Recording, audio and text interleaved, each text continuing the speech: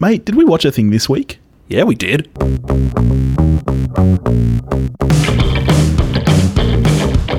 Welcome to the podcast, and thank you for joining us here at We Watched the Thing. As usual, I'm Topher. I'm here with Billy.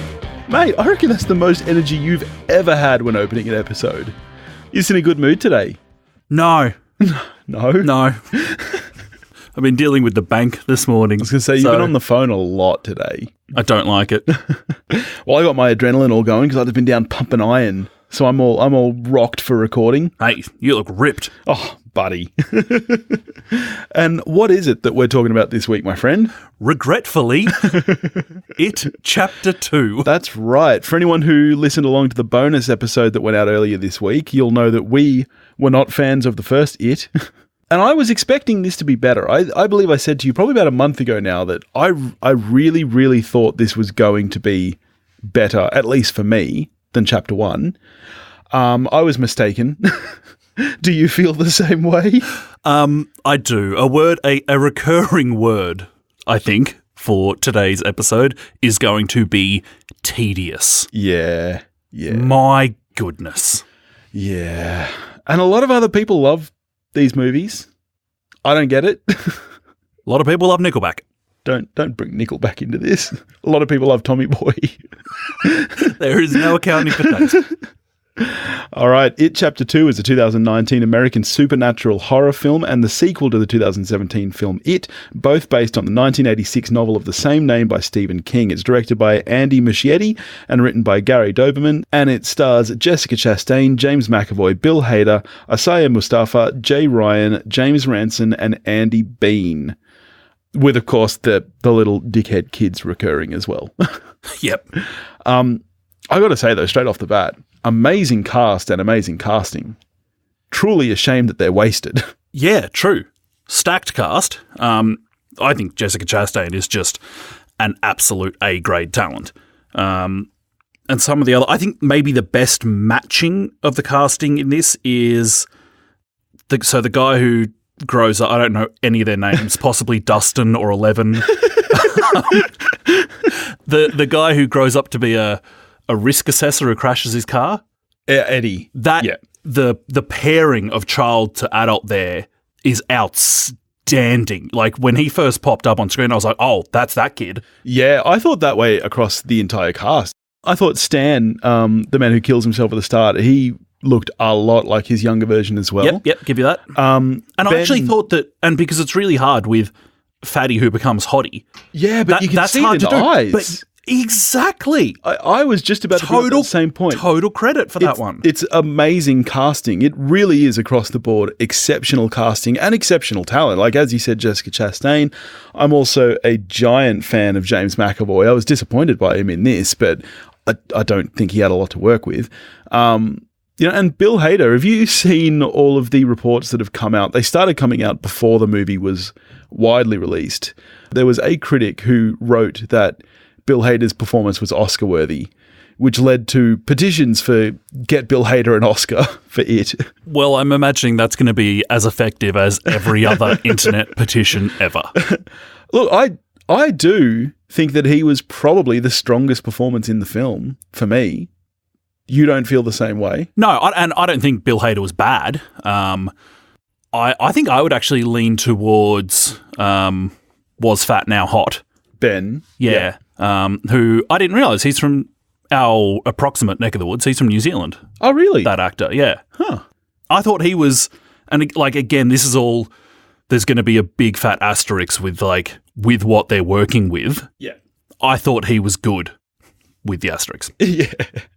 I still thought that Bill Skarsgård was just annoying. Yeah, for me, look, I know that the 1990s miniseries is cheesy and dated. I get that. And obviously, Tim Curry was also working within the restraints of a television miniseries that had to be, at least to some extent, family-friendly. I think given those restraints, I think Tim Curry did a far better job than Bill Skarsgård. And for me, the biggest problem with the film is just that there's too much Pennywise. Pennywise isn't that scary. And if you read the book, there isn't that much Pennywise, really. He usually assumes forms that other kids find scary. For example, you get it a little bit in this movie with the leper that Eddie is afraid of, who I still think that the effects on that are atrocious and he doesn't look scary in any way. He just looks like a man without a nose. But that is much more prominent in the book. And the other thing is that there's so much more, as with most Stephen King novels, the big bad isn't the supernatural entity. The big bad is the humans. And sometimes that's influenced by Pennywise, but I just think there's too much of that damn clown in this movie and he's not effective for me. Apart from Skarsgård's performance, do you feel a similar way to I do? Yes. As from the first one, I just find Pennywise irritating. I don't find him scary, which for a character who is meant to be so linked to fear is an issue, I would think. Yeah. And my normal tolerance for horror is Stranger Things. Yeah. So if I'm not scared by this being, surely that's a fail. Yeah. My issue is just the insertion of him everywhere. For example, the worst crime of this film was that it kept exciting me by making me think it was going to follow the book slightly closer. But it doesn't. Every time you think it's about to, they just do something dumb. Like the opening scene where you've got the Derry Fair and Adrian is attacked and thrown off the bridge. What makes that so scary in the book is that what you're feeling is hatred. It's just this hatred and fear that overruns the town. They ruin that in this by then having Pennywise take a bite out of him and, we're all just back to the clown. What you're supposed to get from that is that Pennywise is creating this hate and fear. He's not physically hurting people so much. Yeah, I had two issues with that. One is that in a post-Rocky world, you can't yell out Adrian in a film. You just can't do it. Adrian! And yeah, my other one was that I was watching it go, and not that I think it was a badly made sequence, but to me, I'm sitting there and I'm watching a hate crime, which for me had not been established that was a part. Like fear, certainly, I didn't think it was effective, but I know that that's meant to be there. Yeah. Whereas I just feel like I'm watching a hate crime for no reason. Yeah, and to me, I think that that's an issue that stems back to my issues with Chapter 1, is that, as I said, in the book, that is a large part of it. And for example, Mike's parents, who in the book aren't dead, but in Chapter 1, they died in a house fire. That's clearly a throwback to something that comes up quite early in the book. There was a black nightclub in Derry that was torched to the ground as a hate crime way back in whatever it was, 27 years before the 50s. And so it's this recurring hate and fear that is brought on by Pennywise is such a large part of the book that is completely missing here. And I agree with you, it feels out of place because there is no reference for it set by this point. Another thing this film does that the first one also did is that for the entire middle of the film, our one black character doesn't have a line. Old mate Old Spice, he goes missing for a serious chunk of this film. Yeah. He's the one he's the driving force at the beginning of it, and then he's just absent. Yeah, see, and again, that's something that in the book, the reason for that is that he doesn't have the same journey as the others because he already remembers everything. So what's happening in that middle chunk of the film you're describing, it's the adults going back to try and piece together their past. He doesn't have that moment because he's never left Derry, so he still has his memories.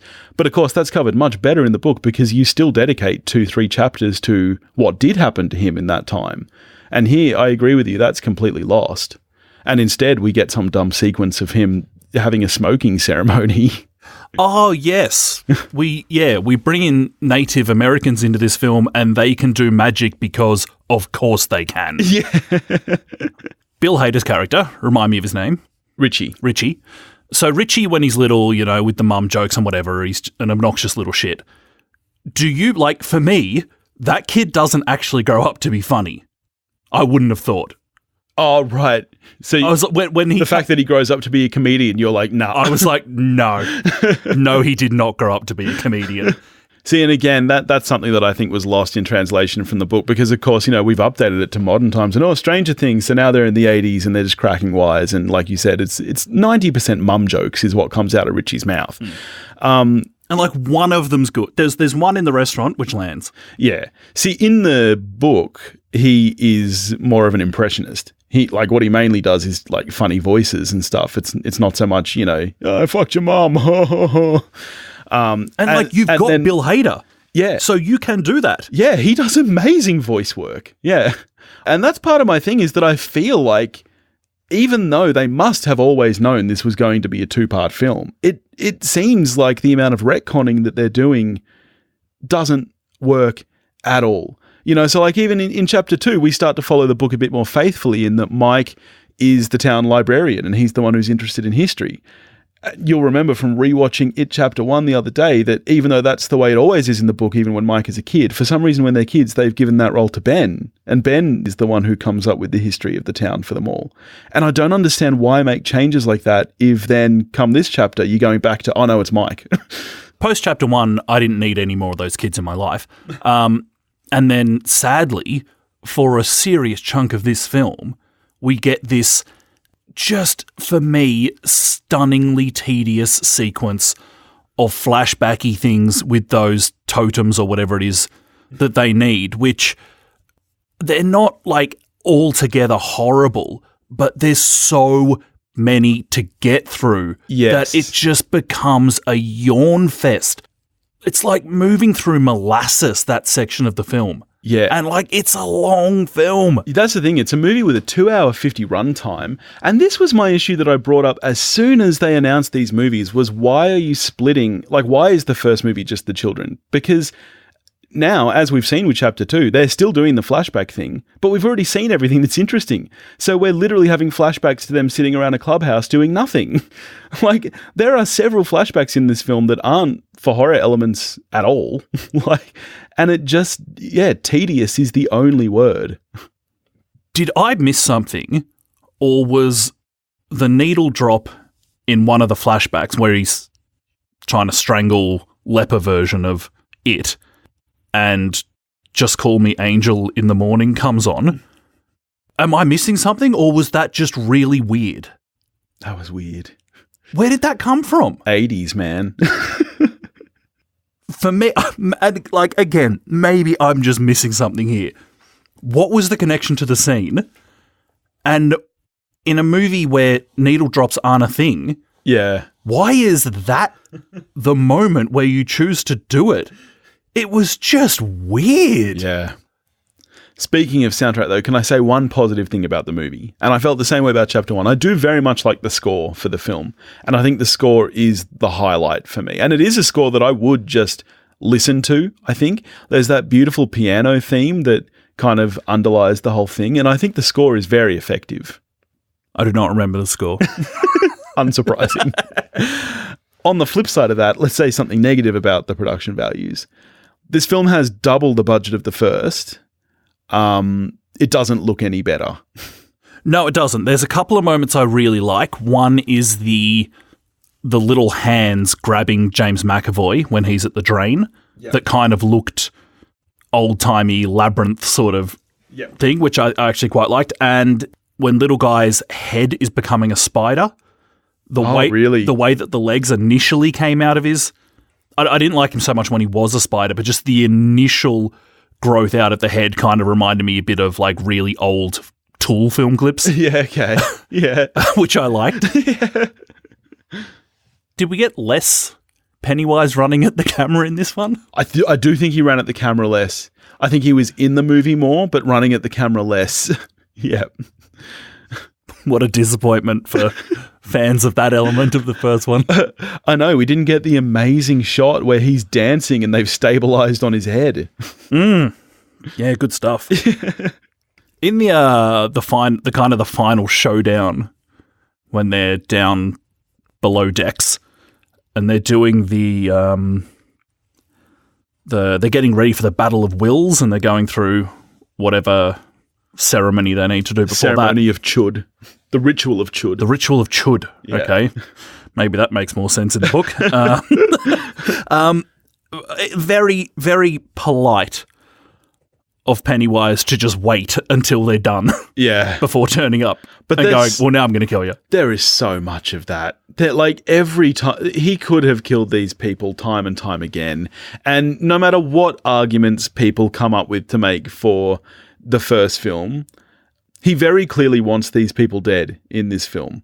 So why not just do it? Because he can appear wherever he wants. He can turn into whatever he wants. He can do whatever he wants. He could kill these people within 0.4 seconds if he wanted. Yeah, and the reasonable response to that in Chapter 1 and Chapter 2 is that, well, yeah, but he's building the fear. Yeah, it's not just about killing. You want to build the fear. But that then falls over, I think, when the moment it's anyone who's not a main character, he just kills. Like the little girl at the baseball game. She's not a main character, and Pennywise just straight up kills her without waiting too long. And granted, getting bitten to death by Pennywise probably better than watching baseball, but that doesn't happen to any main characters. Yeah. It's stupid. Amazing how quickly, according to this film, someone can turn from having the hots for James McAvoy to finding out that some guy, it was actually him that wrote you a note 27 years ago, and at the drop of the hat decide that, oh no, actually, I love you. Yeah. Because you wrote me a note when we were, I don't know, 8? Are you serious? Oh, mate. I mean, he's good looking. He's very good looking now. I think it's got more to do with the fact that he's lost 300 pounds and he's very good looking. Like, that is one dreamy motherfucker. If I found out that he had written me a note like that, oh. But he looked like that before she knew about the note. That's true. That's true. That was ridiculous. Yeah. Absolutely ridiculous. Fucking hair like January Flame or something. Fuck off. January Ember. Okay. Your hair is winter fire, January Ember. My heart burns there too. Okay. I'm saying that literally to you right now. The Ballad of Flaming January. Oh, geez, I didn't like this film. Did you have any scares in the film at all for you personally? Were you scared once? Yeah, I suppose some of those really tedious flashbacky sequences it was like, oh yeah, there's something bad out in that darkness. So that's tense. Yeah. I don't enjoy that. But it's there. And then, of course, old Granny does jump out of the darkness looking just 7 shades of stupid. This long-limbed, naked, rotting thing. Yeah. It's like just an atrocious version of Bathtub Lady from The Shining. I know. We've seen the long limb thing too many times. We get it. You're Slender Man. We're done with it. Slender Man's not scary anymore, people. Short limbs. That's where we should go. That should be the next evolution in horror. Just Night of the Short-Limbed Being. Yeah. And then in the grand tradition of these films, just run out a door. You'll be fine. Yeah. Just turn a light on. It's gone. Fuck off. So speaking of atrocious retcons, Old Mate Bully is back after very clearly dying in Chapter 1. God knows why. Yeah. Why? Yeah. See, in the book, that is a large part of it. As I said, in the book, the human element is the biggest threat. Your 2 main villains in the book are Henry Bowers and Beverly's husband, who is an abusive, who follows her and tries to kill them all. And I don't understand why you keep any element of that if you're completely doing away with it. I don't know why we needed Henry Bowers back in this film, given the very short arc that he has and the length that it adds to an already long running time. I don't see a need for it. There's so, like, if I cared about these films at all, maybe I would be interested to go all fan edity on it and combine them into one film. Which is the way it should be done. You'd cut the flashbacks that are in this film and replace them with elements from Chapter 1. Do away with Bowers in this film. Adds nothing. Yeah. Do away with McAvoy following that kid to the fair. Yes. Like, why is that there? That's dumb. Why is that scene there? You know why it's there is for the kind of cool-looking element of a funhouse. That's it. But it's dumb to just put an adult in a funhouse. Works for a trailer. Kid. Yeah. That's the reason that scene is there. And then, oh my god! By the time we've got to the climax, I was just like, oh, just end already. Yeah. Honestly, just wrap this thing up. Why is this film the better part of 3 hours? Yeah. Why? When the final hour just once again devolves into grown adults beating up a clown with sticks. It's not interesting to watch. It's not. Say what you will about Stephen King's ending and all of the jokes in this film about how he can't write endings. Say what you will about it turning into a giant spider. It's better than what you get in this film. I think you just touched on it, the bad endings thing. Like, Stephen King has a cameo in the film, and by all means give him that line. That's kind of funny when he says it to another writer. We don't need that line at the start when 10. How many times do we get that line? Yeah, I agree. Do it once. Have Stephen King say it. It's funny. Yeah. Do it 12 times. And it's just kind of mean and I'm just to like, poor Mr. King. Yeah. We're just dumping on one of our characters / Stephen King. Yeah. Cut it. Cut it. That's the fan editor in you coming out. Yep. Speaking of McAvoy and his character in this, you rewatched Chapter 1 quite recently for our bonus episode. Regretfully. I did fast forward chunks of it. Am I correct in remembering that kid barely fucking stutters in that movie? He's got a noticeable stutter. He does through the entire film? Yeah. Really? I think maybe... I recall it popping up quite late in the film for a few scenes. I was drinking, and I did fast forward big chunks of it. Because they lay it on very thick in this film. And, like, I think if you watch Chapter 1 and 2 back to back, you would probably, even just watching it back to back, you would forget he was supposed to have a stutter as a kid. I mean, I get it. He's not stuttering, and then he goes back to Derry, and he's stuttering, and... Yeah, no, I'm not into it. I'm just not here for these films. I'm just not. All right, good hate fest, Billy. Yeah, it's like it's here. I was really hoping that this movie would be the better of the two, and that we might get something fun out of it. And I just feel kind of bad that we went to see it. Yeah, I feel bad that it got our money. I feel bad that it wasted this cast. I feel bad, and maybe that's the genius of the film. Maybe I feel really bad that I know I shouldn't care, but I feel really bad that so many people are going to love this. Just makes me kind of sad. That's right. It's better to like things than to not. That's true. I don't like that we live in a world where it's cool to not like things. Yeah. It is better to like things. People can like what they want. I like Tommy Boy, and people rag on me for that. It's not fun to rag on people, is it? Well, it is. No.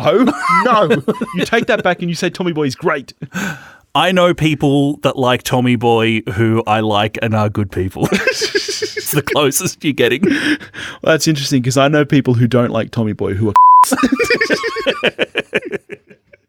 All right. All in all, how are we scoring this? Look, it's not atrocious, but it's totally subpar. 3 out of 10.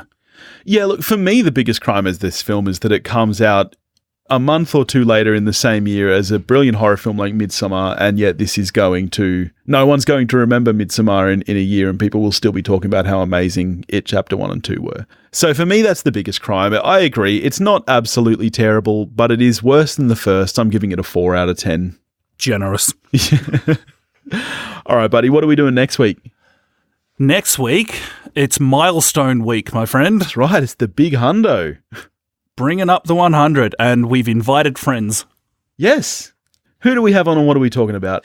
Well, we thought it made sense to do a film that you love that I do not. So we're going to be talking about James Cameron's Titanic.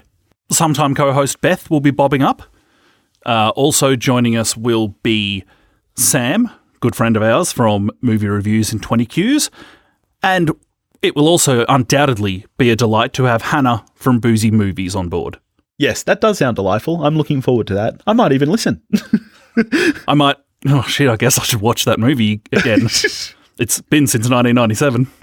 All right, that'll be awesome. In the meantime, if you want to get in touch with us, you can do that at wewatchedathing.com or wewatchedathing@gmail.com. You can find us on Facebook, Instagram, and Twitter, all under the handle @wewatchedathing. If you want to help support the show, you can do that at patreon.com/wewatchedathing. And if you listened to the bonus episode earlier in the week, don't forget to go give all those guys a listen too, because they're fun. Not as fun as us, but kind of fun. See yous. Go watch a movie.